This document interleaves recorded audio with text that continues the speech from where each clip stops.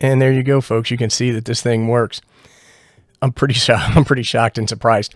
Anyhow, what this is it is an RF sensor that I built out of a field strength meter. It's quite simple. I'll show you how you can do that. That allows me to measure a relative measurement of common mode current on my coaxial cable.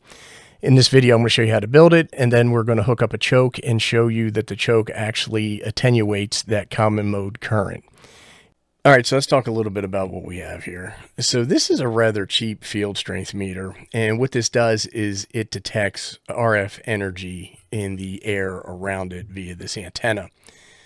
I'll make a side note, this antenna is for the 70 centimeter band. This is what it comes with, and I got this for a little bit less than $25 because it's cheap.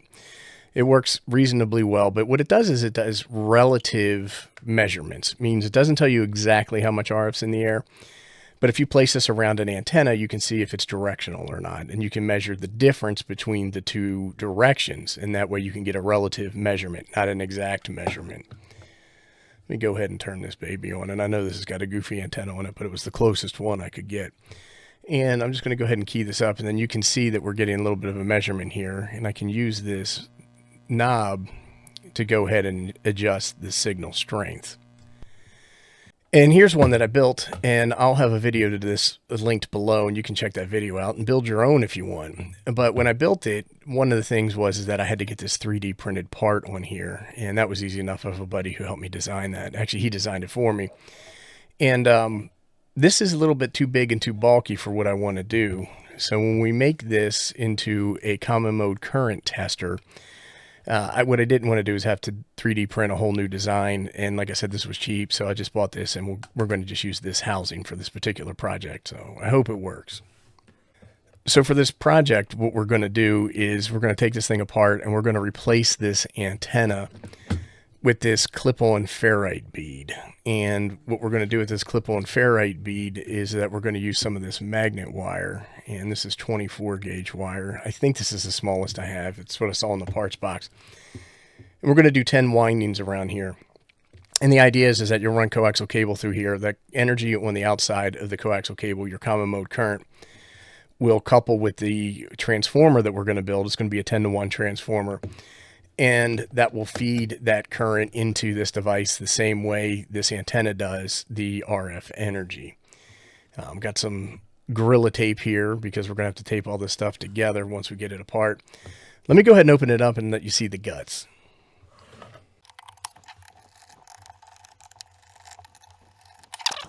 I've had this open already, so I kind of know what it looks like. So when you take a look in here, one of the things is it uses this big old electrolytic capacitor, which I don't like. So if I'm unhappy with the results, I may end up replacing that. When you take a look in here, what you can see is that the center of this antenna comes down and it mounts to that board. We might try to use this wire, but I'll probably end up replacing it with a magnet wire. And then inside where this is, I'll take this off so you can see it. There is a connection that grounds this antenna out up here, and I can roll a quick picture in. This second hole is got a negative sign next to it, and I tested it with a multimeter, and we have continuity to ground there. I'll show you that in a little bit. So I'll probably just go ahead and just ground this transformer out there, make it nice and easy. Let me go ahead and get this thing taken apart. So as you can see, this is pretty simple stuff. That's kind of why I chose this to do that project. Now this whole piece comes out. Let me hold it up and you can see. I don't know if you can see that this is marked ground, kind of right where my finger is. But let's go ahead and get this thing wrapped and see what that looks like. Now I just cut off a giant piece of this wire because I'm not exactly sure how much I actually need. And I guess we'll put this part at the bottom. And when I do this clamp, what I'll do is I'll leave this latch at the top, so I have to open it and lift it to get it off. So that's probably more than enough right there. I left about 5 inches. So what I want to do now is I want to get 10 turns.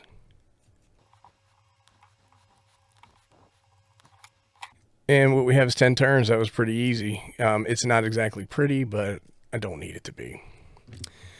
All right, what I'm going to do is fit this to the top of here. And I'm going to feed those 2 wires in through this thing. But what I want to do is hold it in place with this Gorilla Tape. So let me get a piece of this out. And I'm just going to stick it on here. And what I'm going to do is I'm going to leave enough space on that. So what I did is I left enough space on that hole that I can feed this wire through.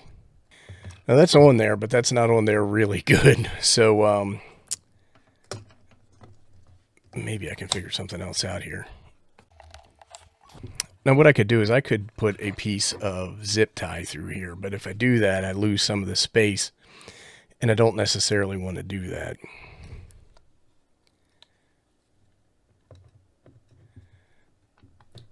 We will just leave it as is for now. Okay, let's take a quick look at this board, and we got the multimeter out, and we have it in continuity mode. And here you can see that metal ring, and so that's where that SMA connector was coming through and touching that. So I want to touch this side with this, so I can use this as a ground for that wire, which will make that nice and easy. But I think the real question is that how am I going to get this jammed in there and hold it in place and do all my soldering? And I'm just going to pop this thing off. And I shouldn't pull it because I could damage the pad. So whoever was going to say that, you're right. Let me heat up the soldering iron.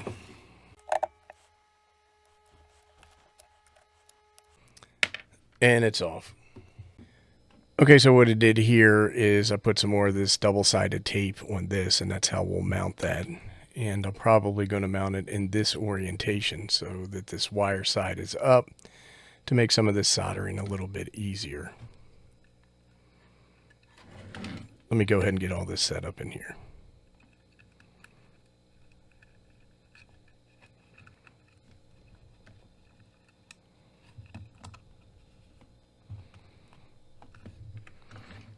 And voila, there we go.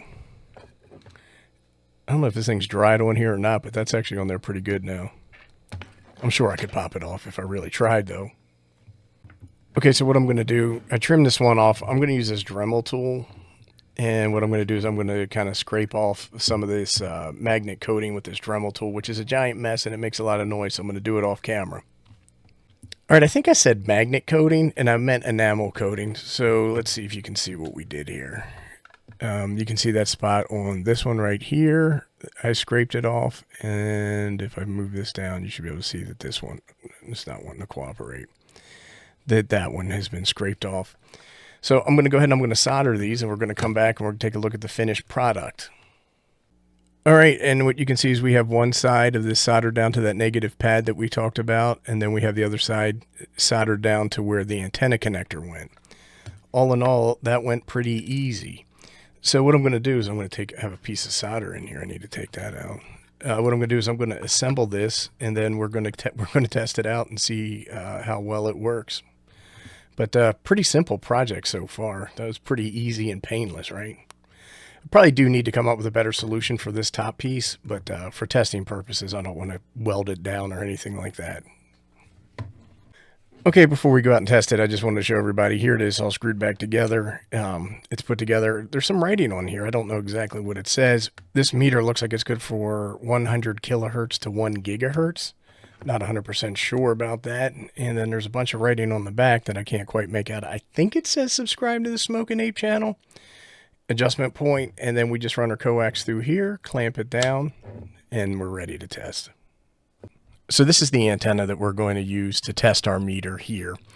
And I'm going to have this connected to about 100 feet of coaxial cable, which is probably not ideal because I think there will be some attenuation of the common mode current across that cable, but we'll find out.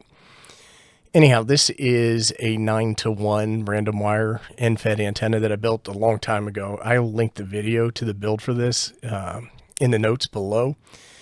But it's got a 41-foot element. This is 18-gauge wireman, copper-clad, I think it's copper-clad steel wire. I can't even remember. It's been so long. Just has an insulator on the end. This one has an insulator. This is the counterpoise. When I built it, I labeled this side ground and this side ANT, so that way I wouldn't forget. But it's just in a plastic, I don't even know what kind of plastic this is, case. But I kind of keep this with my travel stuff. So when I travel, this is an antenna that I use that works pretty well on 40 through 10 meters. Let's roll in a quick picture so you can see the guts.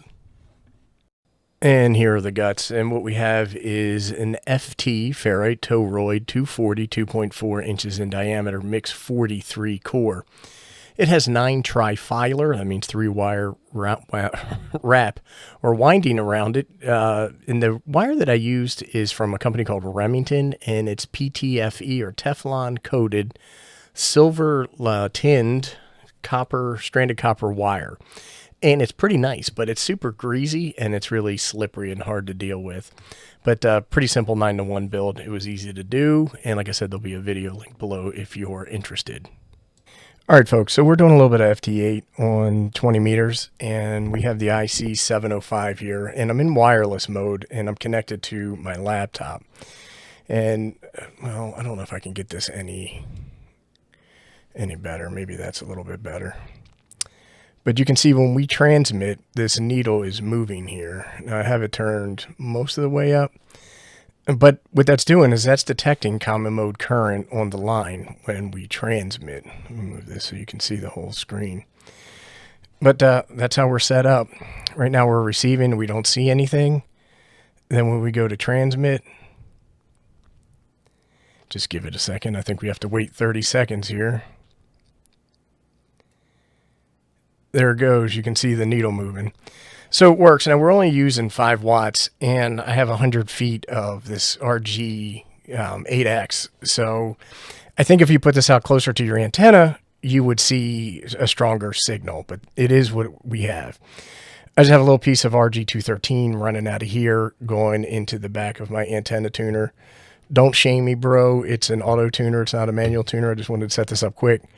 And then we have a piece of RG400 going into the coax that goes to it connects through this. You can see right here that it's clamped in on the meter.